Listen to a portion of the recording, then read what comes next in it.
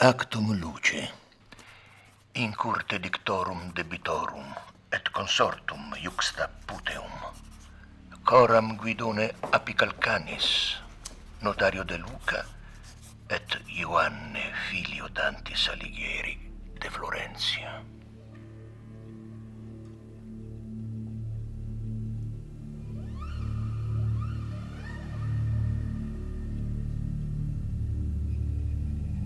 Ioanne. Giovanni appare dunque per la prima volta come testimone in un atto notarile a Lucca, Actum Luce, nel 1308, data in cui è molto probabile che anche Dante fosse in quella città. Giovanni risulta poi presente in un secondo atto, una riunione di capifamiglia maggiorenne a Bagnolle, vicino a Firenze, nel 1314, quando l'inferno risultava già circolante. Di questo Giovanni altro non sappiamo.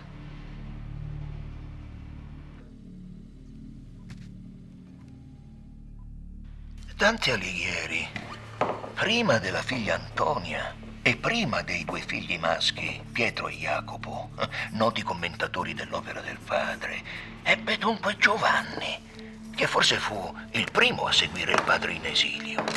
Ma questo non è un dato su cui fare affidamento. Non si può escludere nemmeno l'esistenza di un omonimo.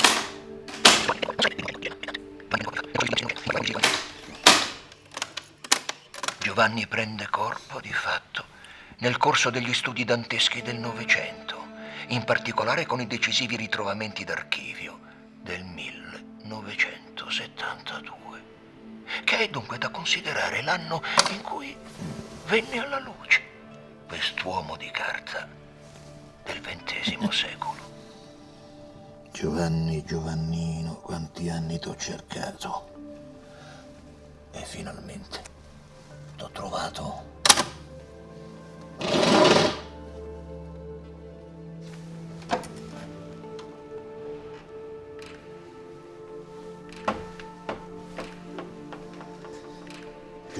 Giovannino, uomo di carta del XX secolo.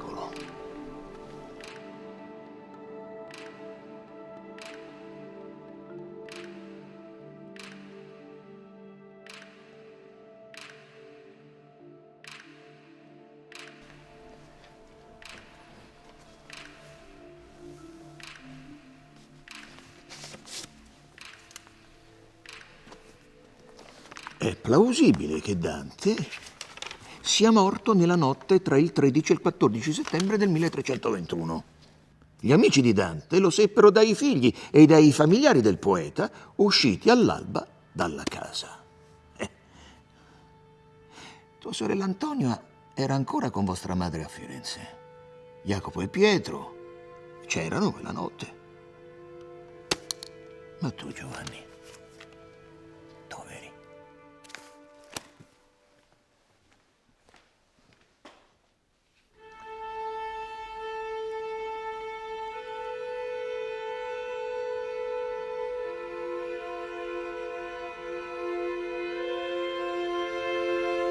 La morte di un padre. Ma anche a tuo padre, Giovanni, era morto un padre. Diciamo padre. Ma Virgilio ne aveva lasciati scemi di sé.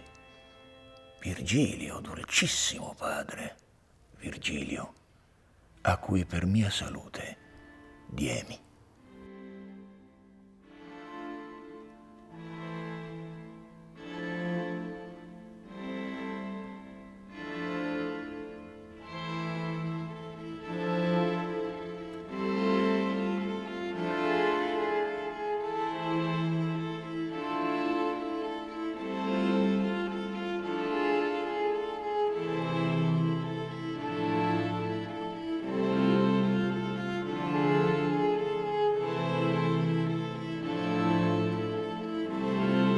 Ecco perché tuo padre in paradiso si fa esaminare di fronte a Beatrice, Antonia che diventerà sua Beatrice, da San Pietro, San Giacomo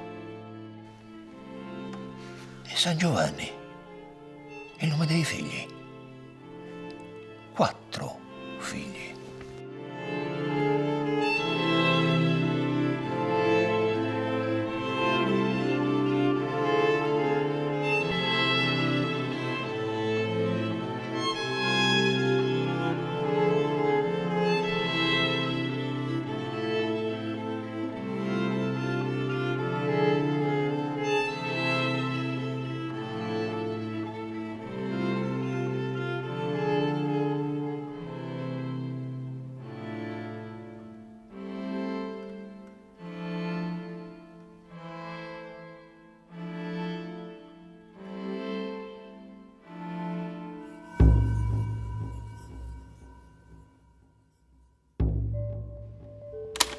La sua Beatrice. Tuo padre aveva chiamato così anche tua sorella, Suor Beatrice a Ravenna. Che però, Giovanni, non poteva essere tua sorella Antonia. Antonia sembra essere rimasta sempre con tua madre, con Gemma. Dunque eravate 5 e non 4. E Antonia, come te, è rimasta nell'ombra. Antonia, ecco chi eri. E anche tu, chissà dove sei finita. Quante cose non sappiamo, Giovannino mio. Quante cose non riusciamo più a vedere da qui.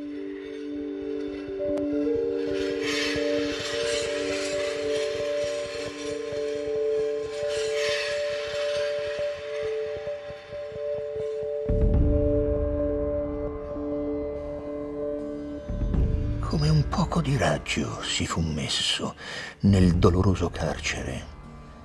Io scorsi per 4 visi il mio aspetto stesso. Ambo le man per lo dolor mi morsi.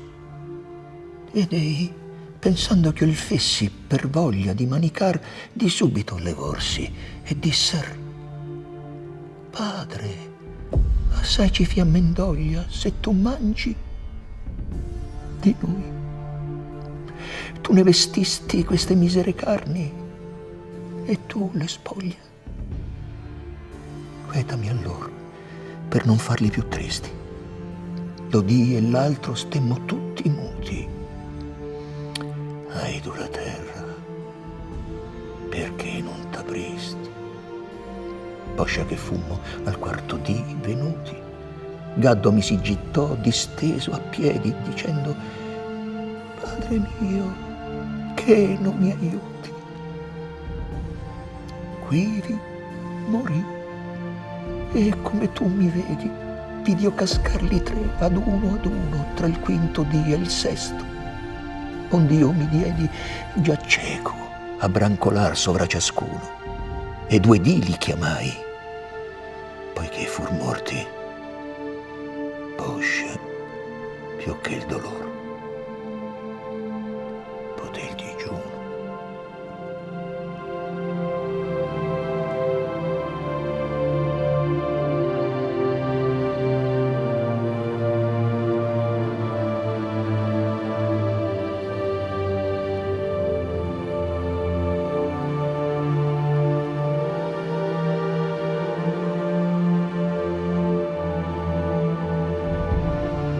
Forse anche tuo padre ha visto morire un figlio.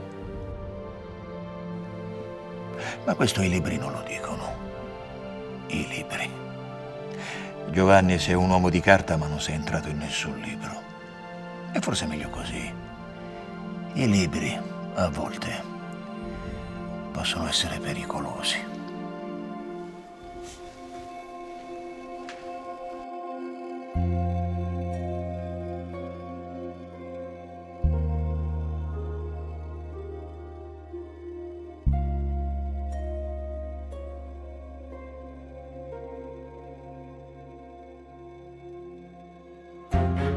Noi leggevamo un giorno per diletto di Lancialotto, come amor lo strinse.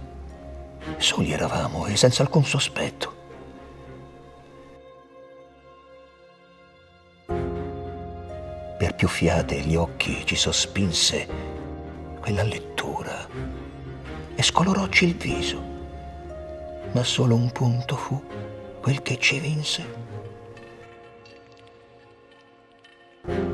quando leggemmo il disiato riso esser baciato da cotanto amante. Questi, che mai da me non fia diviso, la bocca mi baciò, tutto tremante.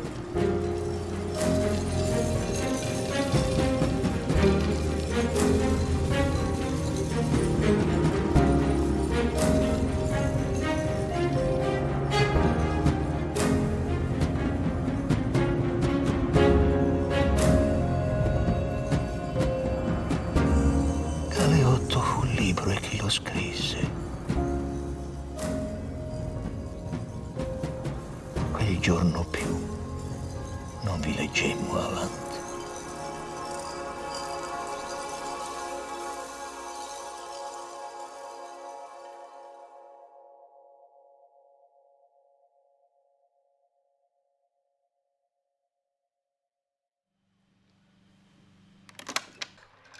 Dante ancora non lo sa, ma è proprio sulla marina dove il Po discende, come dice Francesca, che nell'estate del 1321 la malaria lo porterà alla morte.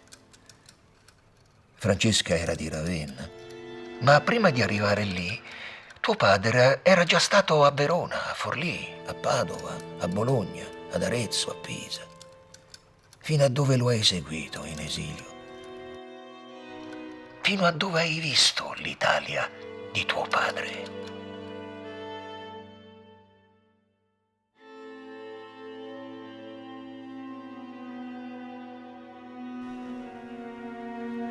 Ahi, serva Italia, di dolore ostello, nave senza nocchiere in gran tempesta, non donna di provincia, ma bordello. Quell'anima gentil fu così presta sol per lo dolce suon della sua terra di fare al cittadin suo quivi festa. E ora in te non stanno senza guerra li vivi tuoi, e l'un l'altro si rode di quei con muro è una fossa serra. Cerca, misera, intorno dalle prode le tue marine, e poi ti guarda in seno se alcuna parte in te di pace gode. Che val perché ti racconciasse il freno Giustiniano se la sella è vota. Sansesso fora la vergogna meno.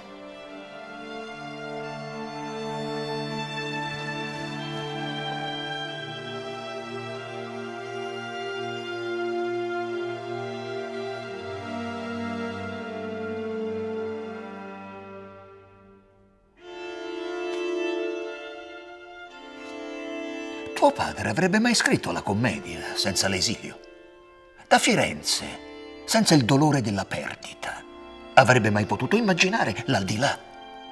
Sognare di lasciare tutto, tutta la fatica del vivere e andarsene lassù, in alto, dalla sua Beatrice.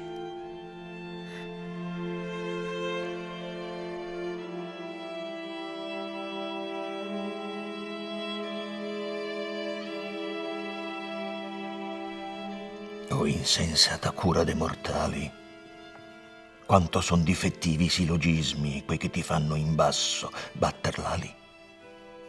Chi dietro a iura, e chi ad anforismi s'engiva, e chi seguendo sacerdozio, e chi regnar per forza o per sofismi, e chi rubare, e chi civil negozio, chi nel diletto della carne involto s'affaticava, chi si dava all'ozio, quando, da tutte queste cose sciolto, con Beatrice m'era suso in cielo, cotanto gloriosamente accolto.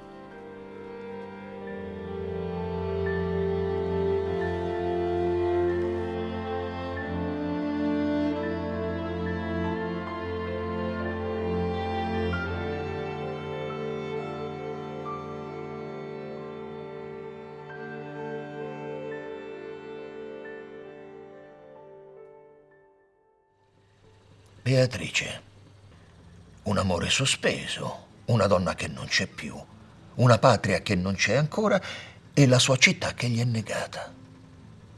Era il canto di Francesco. Francesco. Anche il Giotto gli dedicherà un capolavoro. Il ciclo di affreschi ad Assisi. E poi, ma forse già lo sai, Giovanni, Tra il 1303 e il 1305 tuo padre è a Padova.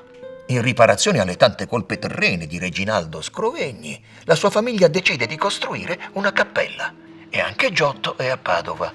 Le cronache dicono che tuo padre abbia visitato il cantiere di Giotto nella cappella degli Scrovegni e abbia visto sulla parete i 4 fiumi infernali sgorgare.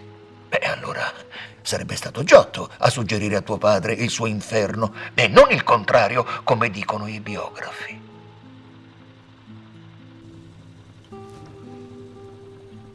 Qual è la verità? Chi si è specchiato in chi? Già, gli specchi. Beh, in fondo la Divina Commedia finisce con uno specchio.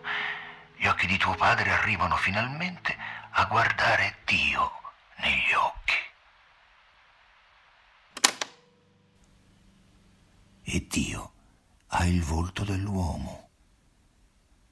Uno specchio, Giovannino. Uno specchio. Qual è il geometra che tutto s'affigge per misurarlo cerchio e non ritrova, pensando quel principio ond'egli indice? Tal era io a quella vista nova. Veder voleva come si convenne l'imago al cerchio e come vi si indova. Ma non eran da ciò le proprie penne, se non che la mia mente fu percossa da un fulgore in che sua voglia venne. All'alta fantasia qui mancò possa, ma già volgeva il mio disio e il velle, siccome rota ch'igualmente è mossa, l'amor che muove il sole e l'altre stelle.